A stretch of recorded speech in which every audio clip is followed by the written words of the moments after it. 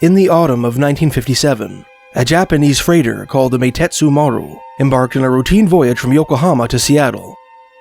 On November 2nd, at about 1 o'clock in the morning, between 30 to 70 miles southwest of Ucluelet, Vancouver Island, and due west of Washington's Cape Flattery, the ship's captain Ohuchi spotted a 10-man fishing boat engulfed in flames from bow to stern.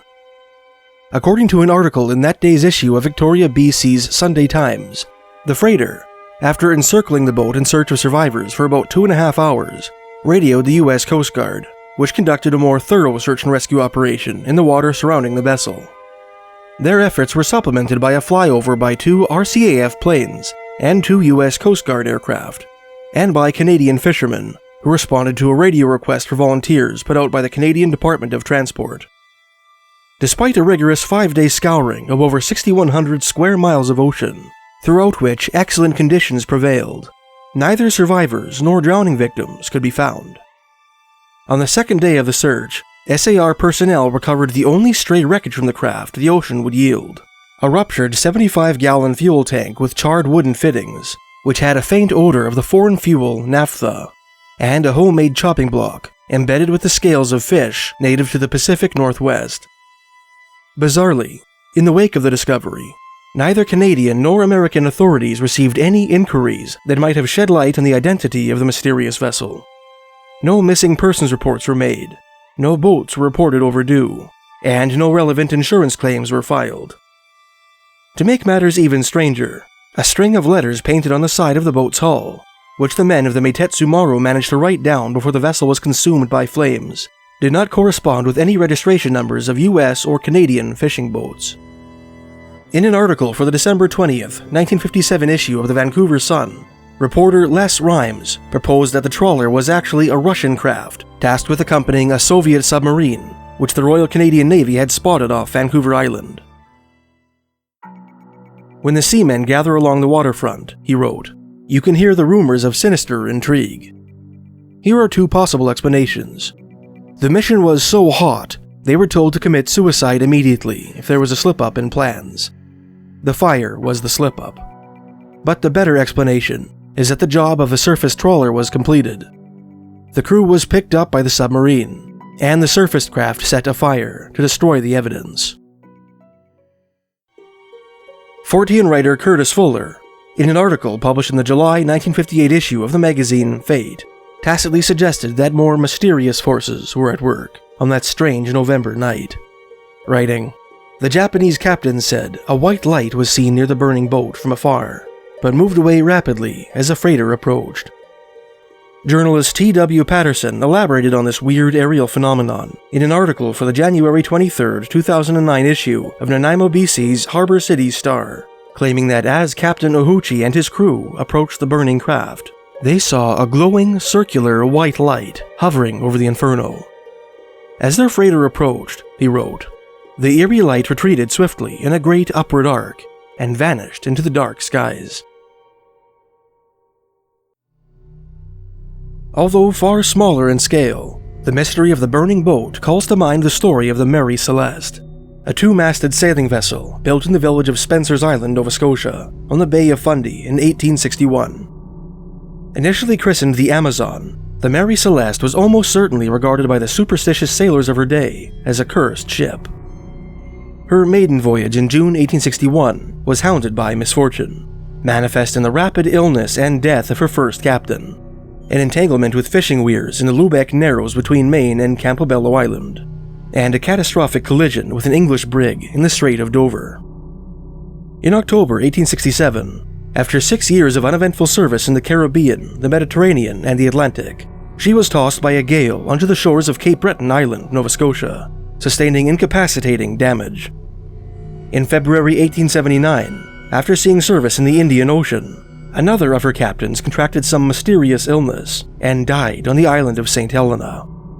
And on her final voyage in November 1884, her captain, acting on behalf of himself and 2 fellow conspirators, intentionally scuttled her on a reef near Port-au-Prince, Haiti, as part of an insurance fraud scheme. Although the 3 conspirators were never convicted of their crime, they all suffered terrible fates within the year, one going mad, another committing suicide, and a third dying in poverty and disgrace. Of all the disasters to plague the 23-year career of that bedeviled Canadian vessel, the best known and most mysterious took place in the autumn of 1872, in the middle of a transatlantic voyage. The captain of the Mary Celeste at that time was an American master mariner named Benjamin Briggs, regarded as an eminently competent sailor and a man of high character. After taking on a cargo of 1,701 barrels of alcohol, the Mary Celeste and her capable 7-man crew, handpicked by Briggs himself, departed New York for Genoa, Italy, Briggs bringing his wife and 2-year-old daughter along with him. On the afternoon of December 4th, 1872, the crew of the Dei Grazia, another Nova Scotian brigantine bound for Genoa, came upon an eerie scene in the Atlantic Ocean between the Azores and Portugal. Tottering drunkenly toward them was the Mary Celeste, her sails scant, ragged, and akimbo. Alarmed, the captain of the Dei Grazia, a Nova Scotian named David Morehouse, whom one historical account indicates dined with Captain Briggs on the eve of his departure, hailed the vessel, but received no reply. Knowing that something was seriously wrong, he ordered his first and second mates to board the ship. The Mary Celeste proved to be completely deserted.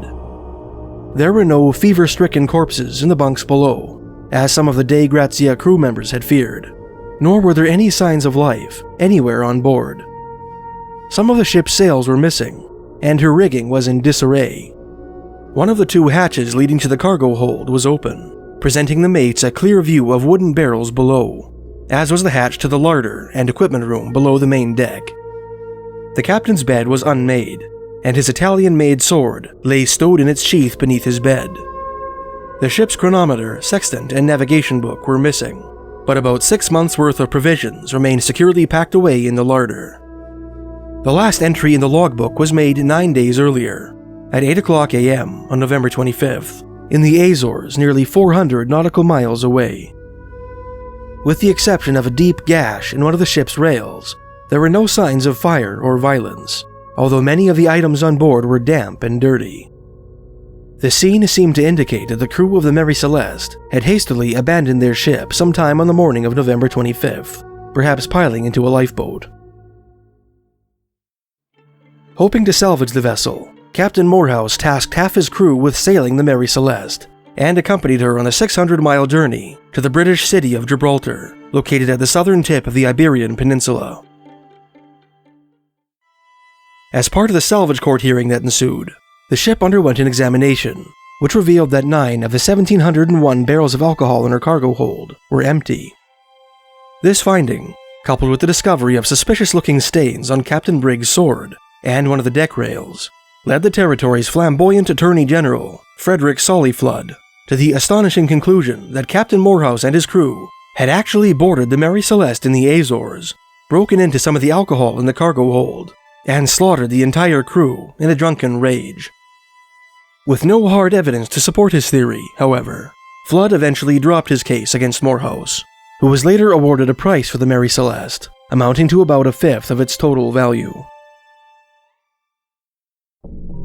In the century and a half following the discovery of the derelict Mary Celeste, many theories have been put forth as to the fate of her vanished crew, and the reason for their apparent hasty departure.